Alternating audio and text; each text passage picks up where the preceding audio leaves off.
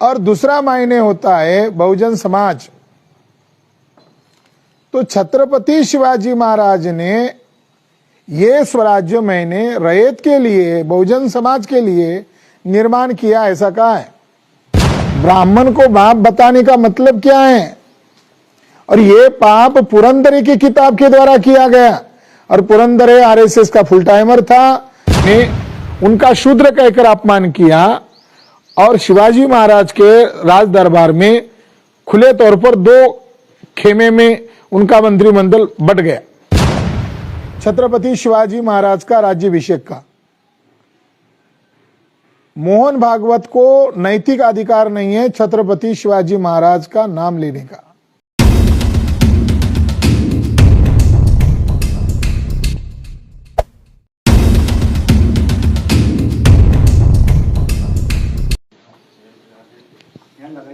साथियों, RSS BJP के द्वारा छत्रपति शिवाजी महाराज का 350वां राज्याभिषेक दिन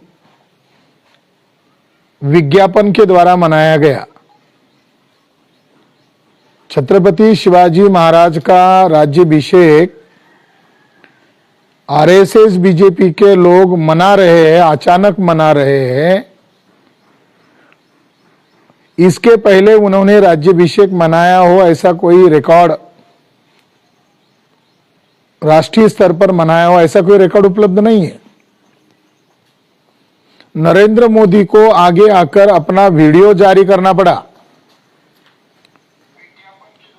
और उस वीडियो में उन्होंने राष्ट्र के नाम पर संदेश दिया। दूसरा बयान आया सरसंघ चालक मोहन भागवत जी का। मोहन भागवत जी ने छत्रपति शिवाजी महाराज का एक ढंग से अपमान ही कर दिया। उन्होंने छत्रपति शिवाजी महाराज का ही हिंदुत्व आरएसएस चला रहा है ऐसा बयान दिया। और छत्रपति शिवाजी महाराज जो स्वराज्य उन्होंने स्थापित किया था, वही संघ का आरएसएस का हिंदुत्व है ऐसा उन्होंने बयान दिया। यानी इस रूप से छत्रपति शिवाजी महाराज का अपमान करने का काम आरएसएस के प्रमुख मोहन भागवत जी के द्वारा किया गया। सच्चाई क्या है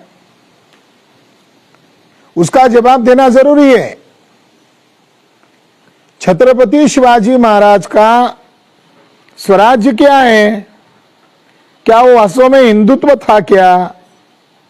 छत्रपति शिवाजी महाराज के रिकॉर्ड में कहीं पर भी नहीं मिलता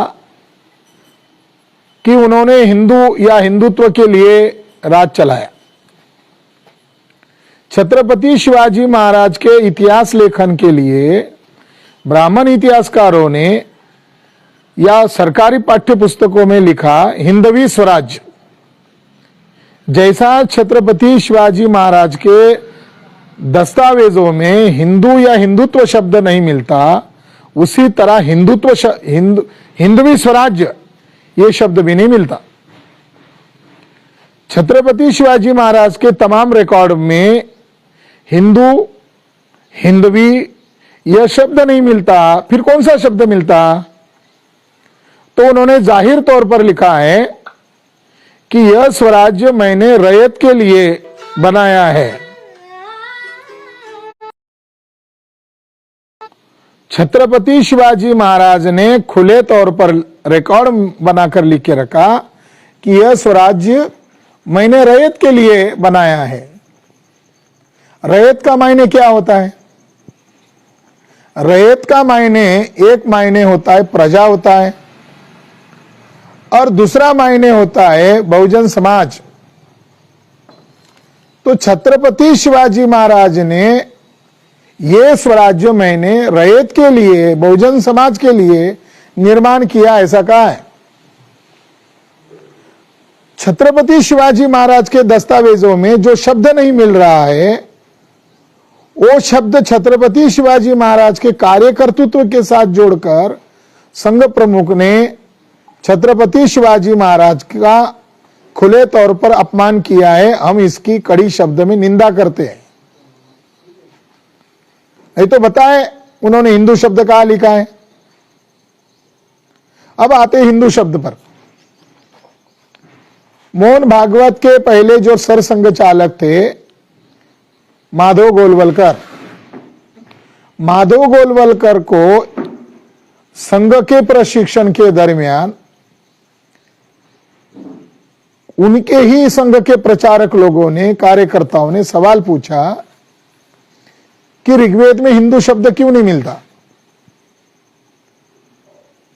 तो उन्होंने जवाब दिया नहीं मिलता।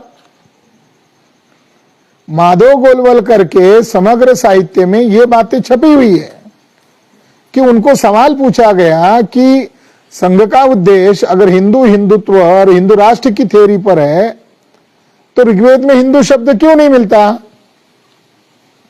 तो उन्होंने उसका जवाब गोलमाल भाषा में दिया है, मगर ठोस तौर पर यह नहीं कहा कि हिंदू शब्द मिलता है।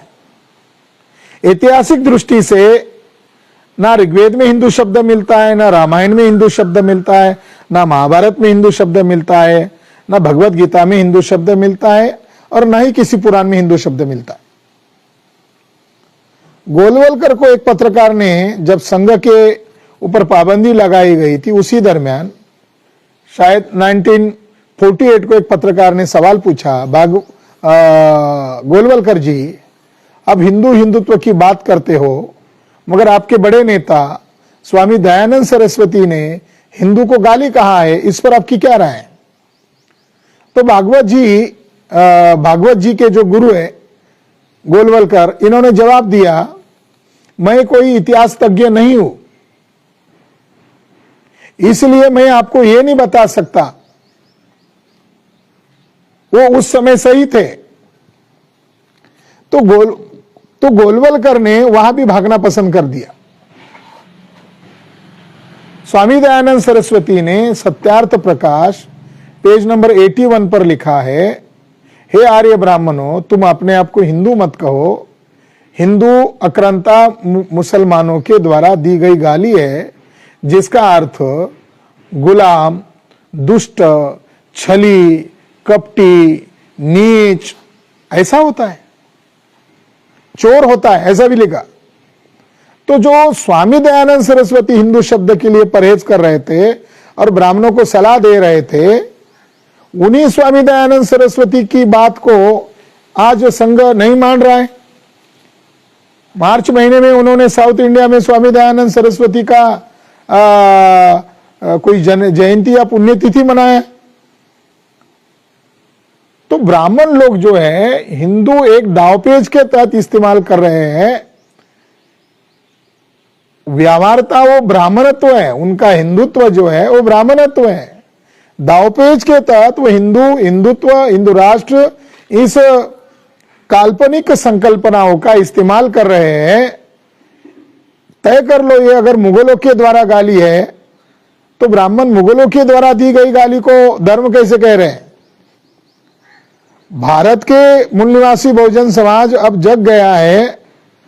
अगर उन्हें हिंदू कहेंगे और कल जाकर कोई ब्राह्मण की पिटाई कर दे, जब उनको व्यवहारता अर्थ समझ में आएगा कि हिंदू का अर्थ गाली होता है स्वामी दयानंद सरस्वती के अनुसार, और कोई बहुजन व्यक्ति ब्राह्मण को पिटाई कर दे तो, क्योंकि गाली है व्यवहारता।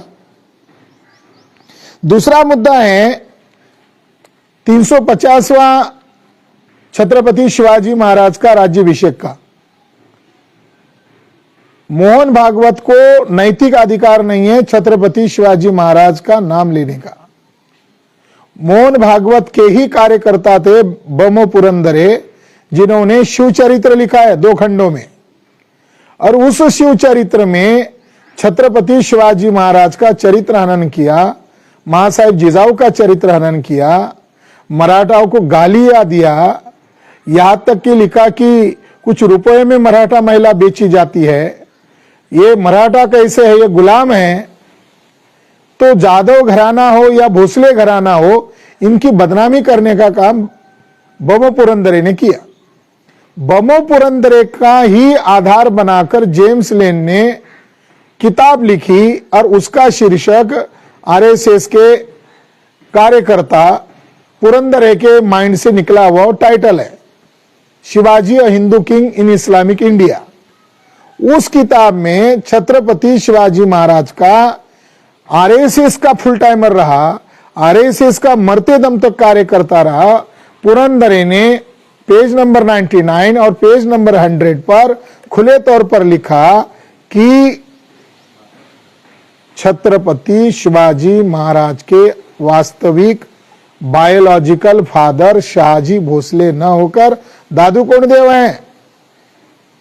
ये बात जेम्स लेन को किसने प्रोवाइड की? ब्राह्मण को बाप बताने का मतलब क्या है? और ये पाप पुरंदरे की किताब के द्वारा किया गया। और पुरंदरे आरएसएस का फुल टाइमर था और मरते दम तक आरएसएस का कार्यकर्ता था। इसीलिए भागवत के कहने पर ही देवेंद्र फडणवीस और गडकरी ने उसे गुपचुप तरीके से बहुत आर्मी और पुलिस की प्रोटेक्शन में महाराष्ट्र भूषण पुरस्कार दिया, जबकि पूरा महाराष्ट्र उसके खिलाफ था। जब जेम्स लेन के इस किताब को जानकारी देने वाले पुणे के भांडारकर इंस्टीट्यूट और भारत इतिहास संशोधन मंडल के ब्राह्मणों के खिलाफ बहुत उग्र प्रतिक्रिया हुई और भांडारकर संस्था के ऊपर इन लोगों ने निषेध आंदोलन किया, थोड़ी तोड़फोड़ भी कर दी, तो इसकी इतनी उग्र प्रतिक्रिया हुई कि आंदोलनकारी ओबीसी एससी एसटी के जो नौजवान थे उनको तालिबानी कहा गया, उनको विलन के तौर पर प्रस्तुत किया। और जेम्स लेन की किताब को बचाने का काम तत्कालीन कांग्रेस सरकार और तत्कालीन आरएसएस बीजेपी ने बहुत मदद किया। कांग्रेस ने तो 2006 में 6 करोड़ रुपए बजट में से दिया, जिसने बदनामी किया उसको केंद्रीय बजट से 6 करोड़ रुपए दिया। और तत्कालीन जो बीजेपी के नेता थे अटल बिहारी वाजपेयी, इन्होंने जेम्स लेन के किताब का समर्थन किया। भांडारकर संस्था का समर्थन यानी जेम्स लेन की वो गंदी किताब का समर्थन था। और अटल बिहारी वाजपेयी ने जब समर्थन किया था तब महाराष्ट्र के मराठा युवाओं ने यह जवाब दिया था कि अगर कोई कहे कि वाजपेयी के बाप के बारे में कोई शंका उपस्थित करे तो क्या होगा? ये तो हमारी अस्मिता का मामला है। आरएसएस और बीजेपी ने जेम्स लेन के किताबों को उस समय समर्थन किया, आज भी वो समर्थन करते हैं। आज उनकी केंद्र में सत्ता है, महाराष्ट्र में सत्ता है, वो चाहे तो सुप्रीम कोर्ट से उस किताब पर पाबंदी ला सकते हैं। यानी ग्लोबल लेवल पर, दुनिया के स्तर पर छत्रपति शिवाजी महाराज की बदनामी को जारी रखो। और महाराष्ट्र में 2024 में ईवीएम घोटाला करने का अवसर मिले, इसके लिए मराठा लोगों को शिवराज्याभिषेक के नाम पर दोबारा ब्राह्मणीकरण करने की प्रक्रिया ब्राह्मणों के द्वारा की जा रही है। इस षड्यंत्र को समझना जानना बहुत जरूरी है। क्या है शिवराज्याभिषेक? शिवराज्याभिषेक के संदर्भ में गागा भट्टी नामक जो पोथी लिखी थी, गागा भट्ट नामक ब्राह्मण ने जो विधि की पोथी लिखी थी, उसको प्रसिद्ध इतिहासकार वासी बेंद्रे जी ने प्रकाशित किया है। उन्होंने उसको एक लंबी प्रस्तावना लिखी और उस प्रस्तावना में प्रूव कर दिया कि छत्रपति शिवाजी महाराज का हेतु केवल राज्याभिषेक करना नहीं था, बल्कि ब्राह्मणों के वर्चस्व को नकारना यह उसके पीछे मुख्य मकसद था। उन्होंने जो प्रस्तावना लिखा है, उस प्रस्तावना में कहीं पर भी बेंद्रे जो कायस्थ इतिहासकार है, बहुत जाने माने इतिहासकार है, मराठाओं के वास्तविक इतिहास को उजागर करने का काम बेंद्रे साहब के द्वारा किया गया। उन्होंने उनकी प्रस्तावना में कहीं पर भी नहीं लिखा कि शिवाजी महाराज का राज्याभिषेक हिंदू या हिंदुत्व के लिए था, बल्कि उन्होंने खुले तौर पर लिखा भोसले घराने में 17वें सदी में जो कदम उठाया वह नैतिक दृष्टि से रैयत के स्वराज्य के लिए एक खास शब्द प्रयोग बेंद्रे साहब ने किया। रैयत के स्वराज्य के लिए एकता की मिसाल था। स्थानीय लोग तथा विदेशी लोगों के विरोध को दूर करने के लिए छत्रपति शिवाजी महाराज ने जो प्रयास किए, उसमें जो शिवराज्याभिषेक किया वह महत्वपूर्ण है।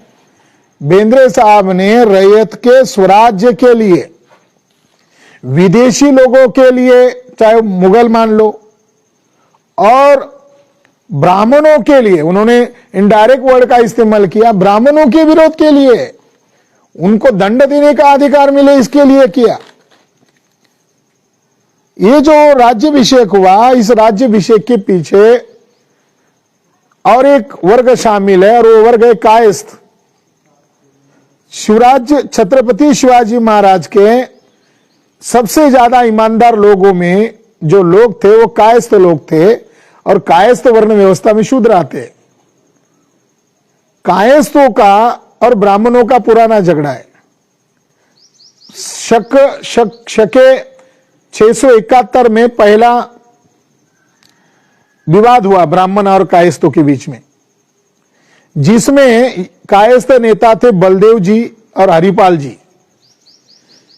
इनको ब्राह्मणों ने विरोध करते हुए कहा कि आप ब्राह्मणों की बराबरी नहीं कर सकते हो, उनके जैसा पोशाक नहीं पहन सकते हो, और आप अपने आप को क्षत्रिय नहीं कह सकते हो।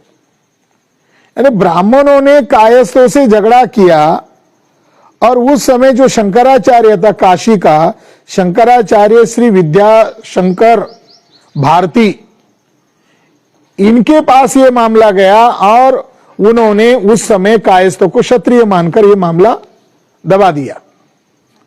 चौथा जो ग्रामण्य हुआ, यानी चौथा जो ब्राह्मण और कायस्थों का झगड़ा हुआ, वो सन 1669 में हुआ।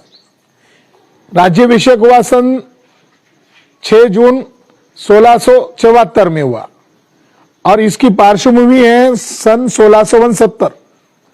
बालाजी अवजी चिटनीस, ये छत्रपति शिवाजी महाराज के अत्यंत निष्ठावान कायस्थ मंत्री थे। उनका और ब्राह्मणों के बीच में झगड़ा शुरू हुआ।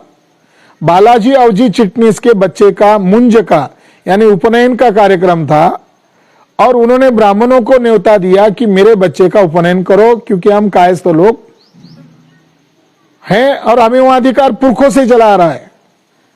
तब मंत्रिमंडल के ब्राह्मणों ने और अन्य ब्राह्मणों ने उनका शूद्र कहकर अपमान किया, और शिवाजी महाराज के राज दरबार में खुले तौर पर 2 खेमे में उनका मंत्रिमंडल बट गया। यह बात छत्रपति शिवाजी महाराज को पता चली। छत्रपति शिवाजी महाराज को पहले ही ब्राह्मण लोग विरोध कर ही रहे थे। तब उन्होंने मीटिंग किया अपने मंत्रियों के साथ। तो कायस्थ लोगों ने आग्रह किया कि आपको सभी लोगों को दंड करने का अधिकार है, आपको राज्याभिषेक करना चाहिए। बालाजी अवजी चिटनीस के साथ गुप्त मीटिंग किया, तो बालाजी अवजी चिटनीस को शिवाजी महाराज ने कहा, तुम अपने बेटे का उपनयन संस्कार को छोड़ दो, अब तुम मेरे राज्याभिषेक की तैयारी में लग जाओ। यानी बालाजी अवजी चिटनीस का झगड़ा शिवाजी महाराज ने अपनी तरफ ले लिया, और राज्याभिषेक की तैयारी के लिए बालाजी अवजी चिटनीस को महत्वपूर्ण काम पर लगाया। और बालाजी अवजी चिटनीस ने काशी में कुछ ब्राह्मणों को भेजा, उसमें केशव भट्ट पंडित, भालचंद्र भट्ट पुरोहित और सोमनाथ भट्ट, इन 3 ब्राह्मणों को अच्छा पैसा वगैरह देकर काशी भेज दिया। ये मौज मस्ती करते हुए गए। गागा भट्ट नामक वहां के पुरोहित को मिले, और गागा भट्ट को उन्होंने शिवाजी महाराज का पक्ष सही ढंग से प्रस्तुत नहीं किया, क्योंकि ब्राह्मणों का इसमें इंटरेस्ट था और वो शिवाजी महाराज को शूद्र ही मानते थे। इसलिए गागा भट्ट ने लिखित में दिया, शिवाजी को छत्र सिंहासन का अधिकार नहीं है। ये बात शिवाजी महाराज को पता चली, तो उन्होंने कहा कि जिन पंडितों को आपने भेजा है वो उन पंडितों के साथ है। इसलिए बालाजी अवजी चिटनीस को छत्रपति शिवाजी महाराज ने राजस्थान भेजा, और राजस्थान जाकर उन्होंने छत्रपति शिवाजी महाराज की पुरखों की वंशावली को ढूंढ निकाला, और सिसोदिया घराने के हैं ये बताकर वो डॉक्यूमेंट बालाजी अवजी चिटनीस ने गागा भट्ट के पास भेजा। गागा भट्ट इस मामले में संतुष्ट हुआ और गागा भट्ट को बड़ी दक्षिणा भी मिलने वाली थी, इसीलिए गागा भट्ट महाराष्ट्र में आया और राज्याभिषेक किया। साथियों, छत्रपति शिवाजी महाराज ने ब्राह्मणों से खुलेआम लड़कर छत्रपति पद हासिल किया है और ये जो छत्रपति पद हासिल किया ये ब्राह्मणों के वर्चस्व के लिए है। मोहन भागवत 350वां शिवराज्याभिषेक के नाम पर ब्राह्मणत्व थोप रहा है और महाराष्ट्र के मराठाओं को और देश भर के कुर्मी पटेलों को इससे सबक लेने की जरूरत है। आरएसएस आतंकवादी संगठन है। छत्रपति शिवाजी महाराज के साथ आरएसएस की तुलना नहीं की जा सकती क्योंकि आरएसएस आतंकवादी संगठन है। बीजेपी के लोग आतंकवादी कार्रवाई में शामिल है, इसलिए आतंकवादी मोहन भागवत का आरएसएस जैसे आतंकवादी संगठन का मैं जाहिर धिक्कार करते हुए ये संदेश मैं देना चाहता हूं। और मोहन भागवत को हमने आज शिवराज्याभिषेक के दिन पर करारा जवाब दिया है। धन्यवाद।